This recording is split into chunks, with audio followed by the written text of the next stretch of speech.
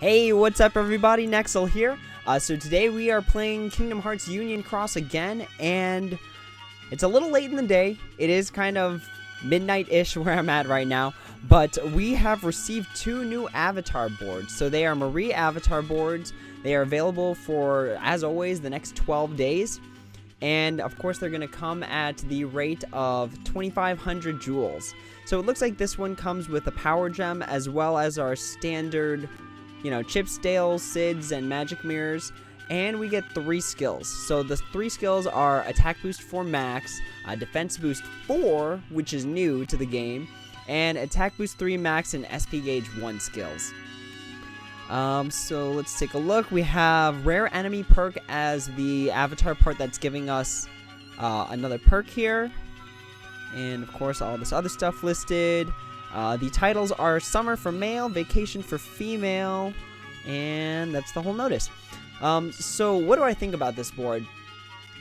I think that it is worth buying if you did not get Attack Boost 4 Max from, I believe it was the July Coliseum, I think was Attack Boost 4 Max. And it also comes with Defense Boost 4, which is really useful, as well as Attack Boost 3 Max SP Gauge 1, which is super useful for things that cost like a lot of gauges. So like Psyx-B, not Hainer Pencilette. Do not use an attack skill on Hainer Pencilette. What else is a good candidate that came out recently for this? I don't know, the stuff that's been coming out lately has actually been pretty cheap. Like, Kyrie is only 2 gauges. I believe, Ventus and Ansem were 3. Where's that guy? Yeah, so Ventus and Ansem are only 3 gauges, so really, that would be a skill that would more or less go into storage unless you had something for it immediately. But I definitely think if you've been playing this game for a while, if you got Attack Boost 4 Max from the Coliseum, you don't need any more Attack Boost 3 Max SP Gauge 1s, you might be able to skip out on this. And I know a lot of people are like, this comes with Defense Boost 4, it's new, it's exciting, it reduces damage to 1/8 the amount, but hear me out here. So I don't have the skill itself, but I looked it up.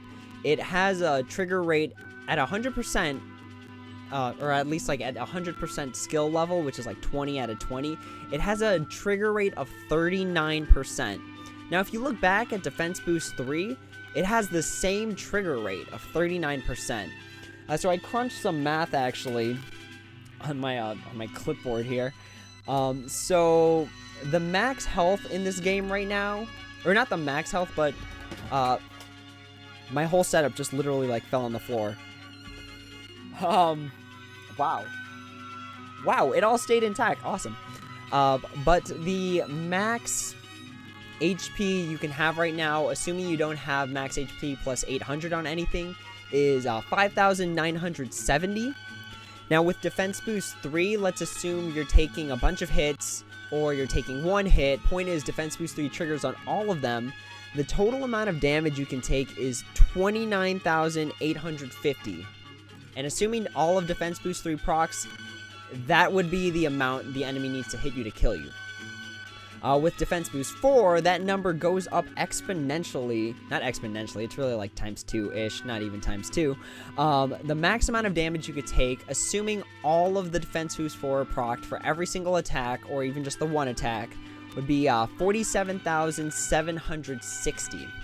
Now with medals like Hainer Pencilette out or SP Cinderella, ones that increase your defense, you might not even need Defense Boost 4, because your defense might be so high that Defense Boost 3 should be enough to keep you alive. Think about it like this. If you were getting hit with 1 hit, let's say like the Submarine Carp with its 1-hit tail attack, it has the same proc rate. Defense Boost 4 and Defense Boost 3 have the same proc rate. So Defense Boost 4 in that situation is no more useful than Defense Boost 3.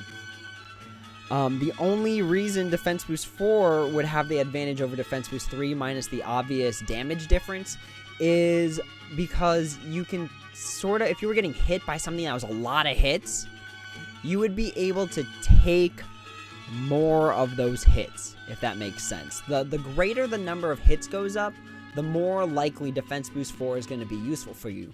But there are a lot of enemies that just try and hit you with that one-hit kill. So, Ogres and Union Cross, again, the Submarine Carp, the Omega Behemoths always try to one-shot you.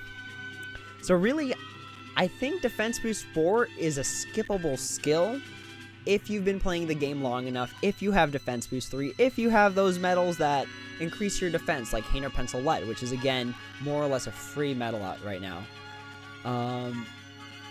But yeah, that's what I think of these avatar boards. They're super useful. They come with a power gem, which if you're keeping up with the game, power gems are good, but there's a shortage in magic and speed gems because of Counterpoint, of Sleeping Lion, and Divine Rose. They all use... mainly because Divine Rose uses both types, but that's what the shortage is in right now. In my personal opinion, because I only leveled up my Olympia, I think, to like 27, and that's when the 4th slot becomes a 2.7 multiplier. It takes way more resources from there to get that 2.8 multiplier on that 4th slot. So yeah, I mean, if you have good stuff, if you have a Hainer Pencil Lead extra attack, if you have something with Defense Boost 3, like an I Kyrie or a 0.2 Kyrie, you might be able to skip out on this board, to be honest. Don't let the hype of Defense Boost 4, you know, make you lose track of spending jewels. So that's my thoughts on the Marie avatar board. Hopefully some of you guys found it useful before you start spending jewels, before you buy both of them, because I've already heard some people have bought both of them. And hopefully it was helpful. Again, that's my take. There are definitely other opinions out there, and I would suggest you look up other YouTubers, see what their thoughts are, and then just make a decision from there. But that's all I got for you guys today on the avatar board. Until next time, guys, take it easy.